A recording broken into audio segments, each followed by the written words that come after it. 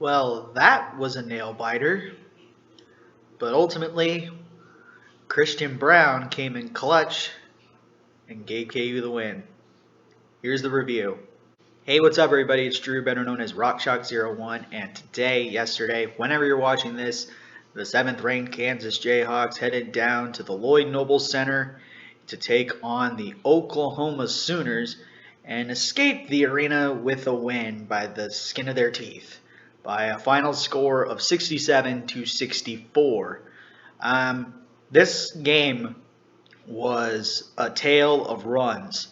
Both sides.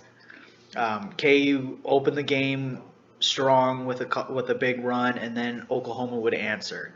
KU opened the second half with a 8-0 run specifically, and then Oklahoma turned it around and got a 20-4 run, just like that. But yeah, it was tough, and ultimately in the last couple minutes of the game, Christian Brown made a big three to give KU the lead and two clutch free throws to secure the win. Um, with the win, KU moves to 15-2 on the season and 4-1 in Big 12 play.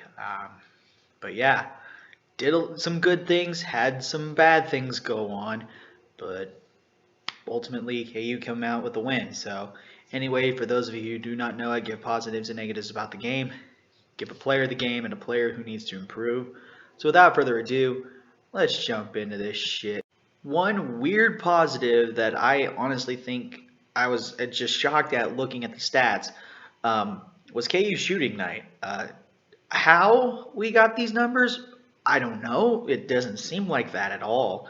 But um, throughout the game, KU shot 47% from the field, 47% from beyond the arc, and 83% from the free throw line.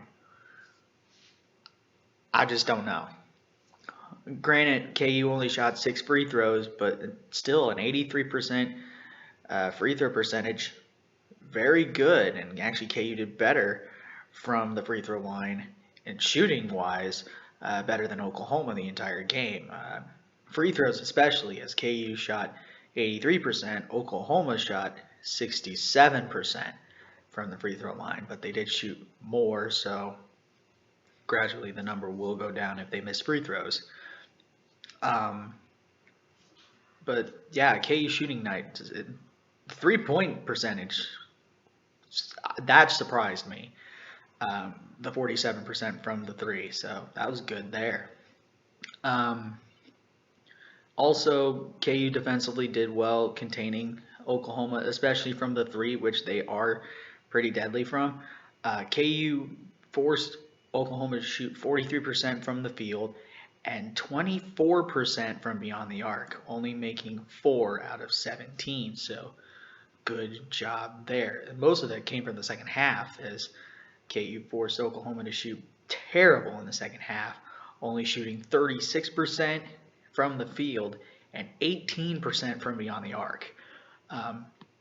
One big thing that I honestly helped us win this thing is KU put a lot of pressure on Tanner Groves, who many know as the guy who basically killed KU and almost upset the Hawks all by himself, basically, at Eastern Washington, where he put up 35. KU actually contained him very well in the Crimson and Cream, as he only played 29 minutes, but had a terrible shooting night and only scored 8 points and grabbed 5 rebounds. He was 4 of 13 from the field and 0 for 4 from beyond the arc, so we did good there. KU forced 11 turnovers and scored 15 off those turnovers, and KU out-rebounded Oklahoma 32-31. So those are my positives there. Negatives. KU still turned the ball over too many times. KU had 13 turnovers and Oklahoma scored 15 off of them. So the numbers have been going down the last couple of games. As I saw, it was 17 against West Virginia, so now it's down to 13. So it's good there, but it needs to get lower. KU got outscored in the paint, 42-32. Oklahoma had more second chance points, 16-10. Fast break points as well, 12-7, and bench points, 17-13. So honestly, we just need to, uh, score more in the paint. We just missed a lot of open bunnies in low, and still how we ended up with shooting 47% for the game still surprises me. But with how many times we've missed in low for easy bunnies, that was um, a factor in why Oklahoma outplayed us in the paint. So just got to make those easy layups and uh, reduce the turnovers, and then KU should be back to its full health and potential. So with that being said, those are my positives and negatives.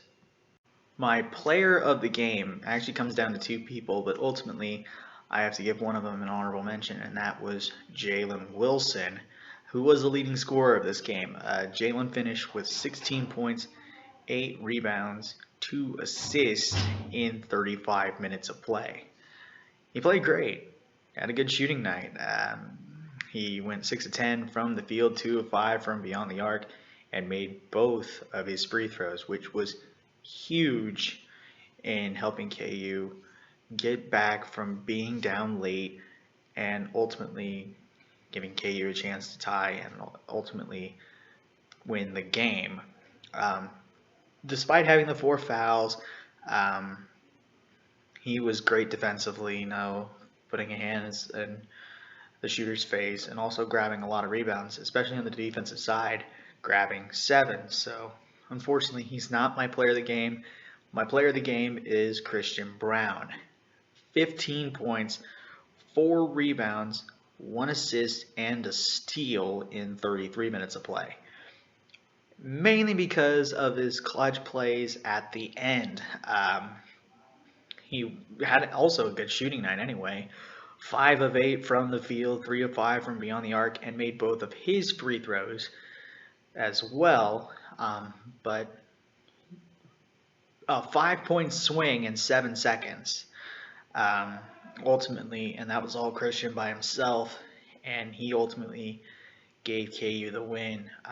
First the 3 with 11 seconds to go to give KU a 3-point lead, but also the 2 free throws after he was intentionally fouled. So give Christian credit, and I know he hasn't been shooting a lot from beyond the arc. He's mostly been shooting inside, which most of his stuff is like he's shooting like 60% just inside wise. But outside wise, it's like 33%, so that brings his numbers down. But he had a good shooting night from beyond the arc, 60%, so those numbers will be raised for sure. And the 5 threes that he shot were good looks, so ultimately Christian is my player of the game.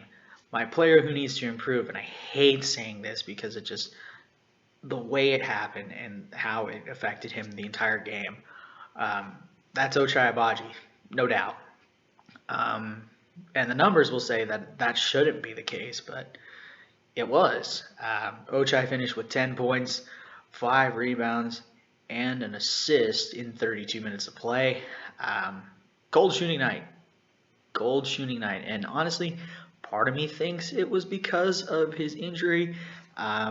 He was going after a loose ball and ultimately ran into the scorer's table.